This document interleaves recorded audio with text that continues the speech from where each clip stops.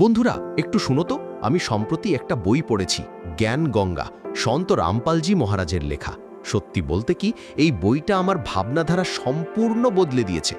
এত সহজ ভাষায় জীবনের বড় বড় প্রশ্নের উত্তর দিয়েছে যে আমি অবাক হয়েছি।